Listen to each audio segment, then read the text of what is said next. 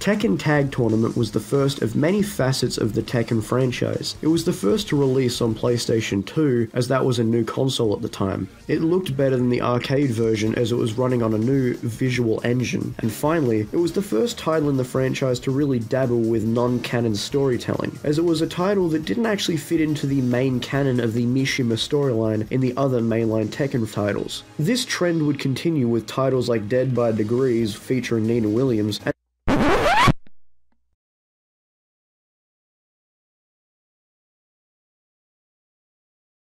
and the second tag tournament iteration. But is this one worth going back and playing by collectors or fans of Tekken in general? Well, let's find out.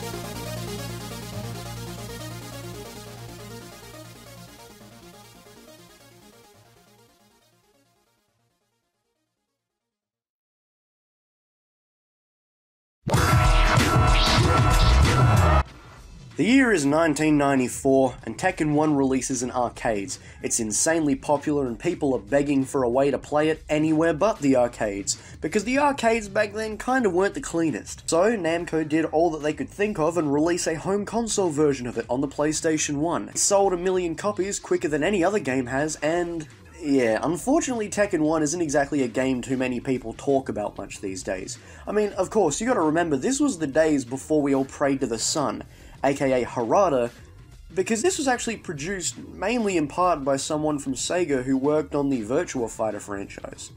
Also, the game just played and felt different. It doesn't feel much like a Tekken game when you play it in comparison to other titles in the franchise, but it's still a good game by any means. I recommend you check it out, or at least pick it up and have a go. Tekken 2 would release and wouldn't really evolve the series as much, but would fix some sniggling issues and add in some new characters. However, Tekken 3 blew these two out of the water. It was like a epidemic at that point. Pandemic hype for Tekken 3. This was the Tekken in which Harada actually came onto the production team and did his bit. Tekken 3 completely overhauled the gameplay aspects of the titles and made them different. In the previous titles, you could jump higher than a fucking cheetah could, while in this game it was more realistic in terms of jumping and physics. The game was completely retooled graphics-wise, meaning that the games and levels looked a little bit more vibrant, and just looked a little less PlayStation 1 Heihachi, if you know what I'm saying. I'm serious, the hype for the arcade version of this game was crazy. People were legitimately hitting each other with spinning back fists in the hallways in between cabinets, waiting for their turn at Tekken 3.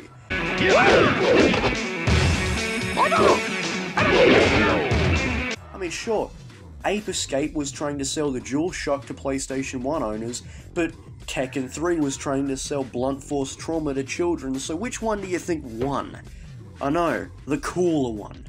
Ape Escape. Anyway, it actually released around the tail end of the PS1's lifespan, so they had a really good technological idea of how to use the console. But a new console was coming up and they had to release something in one of the biggest fighting game franchises of all time. Well, they did. Tekken Tag Tournament. It wasn't exactly a mainline title in the franchise, but it did run on the Tekken 3 engine with an updated graphics system, which meant that all of those combos you remembered from your time in the arcades or at home probably would be put to good use in this game as well, as all returning characters play exactly the same as they did beforehand.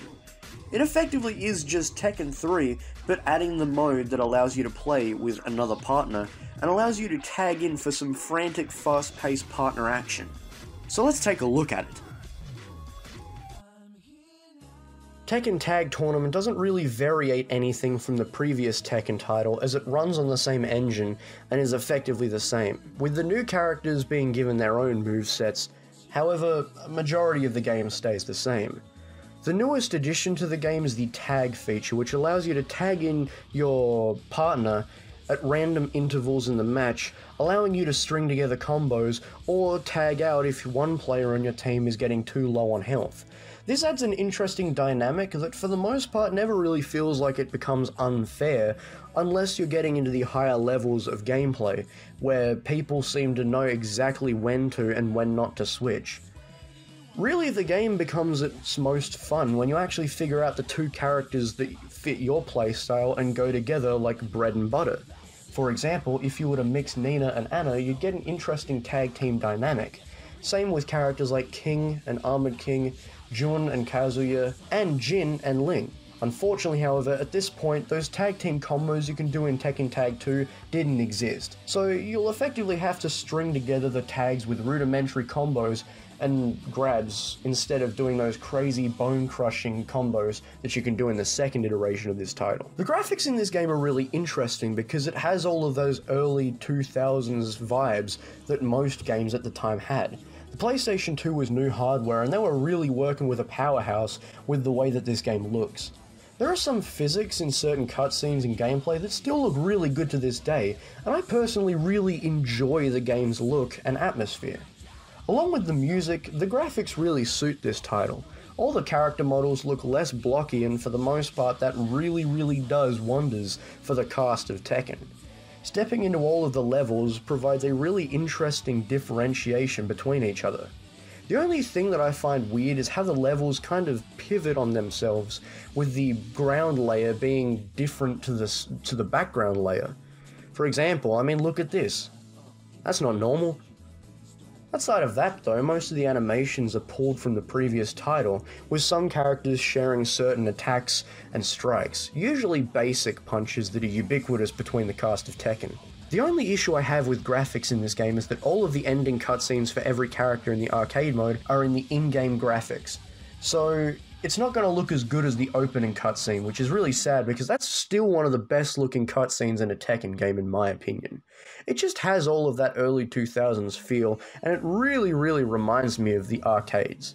The music and voice acting is genuinely along the lines of what you'd get at the time.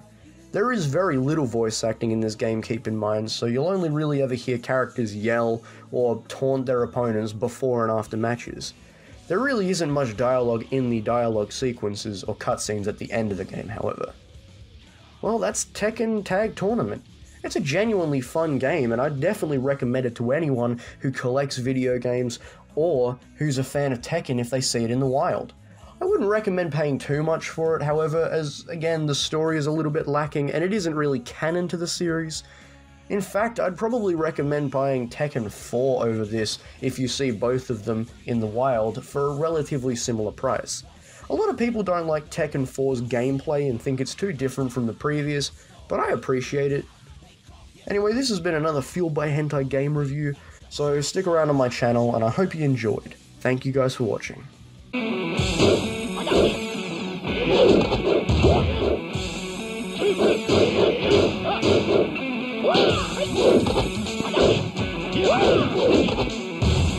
Oh, no!